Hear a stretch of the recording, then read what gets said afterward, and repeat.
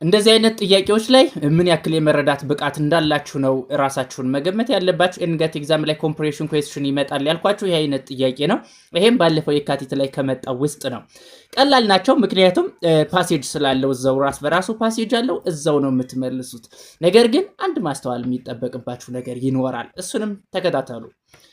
The title Grand Master is awarded to chess players by the World Chess Organization FIDE ይላል። Apart from World Champion, Grandmaster is the highest title a chess player can attain. Once achieved, the title is held for life. According to this, which one was true ነው የሚለው። በፓሴጃችን መሰረት ትክክል የሆነው የትኛው ነው ይላችኋል። ኤ World Champion is a title that is held for life። ይሄኛውን አላለም። ምክንያቱም አሁን ማስረጃ እየጠቀስኩላችሁ ነው የሚሄደው። ምናልባት ደቂቃው ቢረሱም በትዕግስት ታዳምጣላችሁ። ወርልድ ቻምፒዮን ሳይሆን እስከ መጨረሻ እስከ ህይወታችሁ መጨረሻ ይቆያል የተባላችሁት ቼዝ ነው። ስለዚህ እሱን ደግሞ ማስረጃ ተመልከቱ።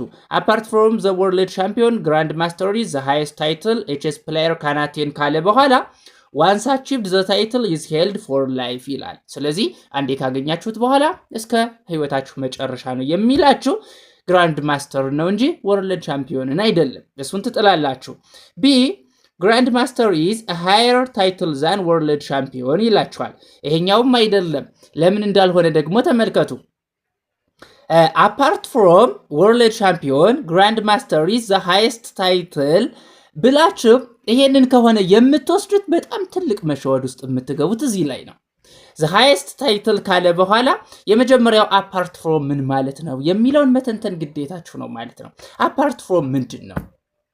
apart from except for ወይም ደግሞ in addition to ማለት ነው። in addition to ካላችሁ በኋላ የመጀመሪያው apart from world champion ብሎ in addition to ማለት ነው apart from ማለት። ስለዚህ in addition to ብለን ከወርልድ ቻምፒዮን በኋላ የቀጠላችሁት ማን ነው?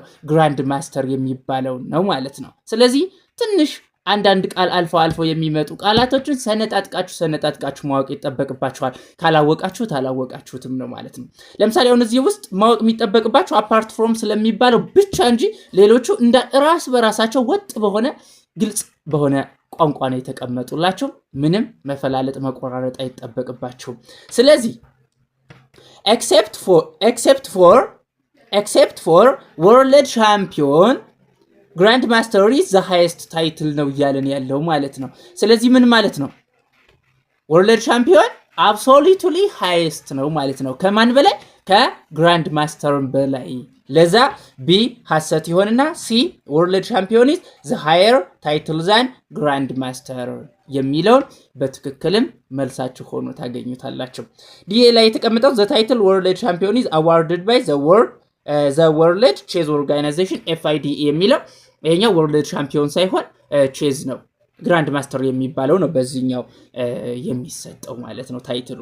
ስለዚህ እነዚህን አይነት ነገሮች ኮምፕሬሽን ኩዌስችን ስትሰሩ አዲስ ቃል የምታገኙትን ቃል በእርግጥም የመልሳችሁን ሁኔታ የሚቀይርባችሁ እሱ ስለሆነ በጥንቃቄ ልትመለከቱት ይገባል። ለምሳሌ አሁን እዚህ ላይ በጣም ቸኮላችሁ ካያችሁት apart from world champion grand master is the highest title ካላችሁት apart from world champion የሚለውን apart ነጣጥላችሁ ከworld champion ይልቅ ወይ ደግሞ ከወርልድ ቻምፒዮን በላይ ግራንድ ማስተር the highest ነው ብላችሁ ልትረዱት ትችላላችሁ። ስለዚህ ተረጋግታችሁ አንዳንድ ቃላትን በደንብ ማየትና ማጤን ይጠበቅባችኋል። በቃ ኤንጋት ኤግዛም ላይ ያለው ይሄ ነው። ሎጂካል መሆን አለባችሁ፣ በትክክልም ማወቅ መቻል አለባችሁ ማለት ነው። መልካም ጊዜ። ሼር አድርጉት።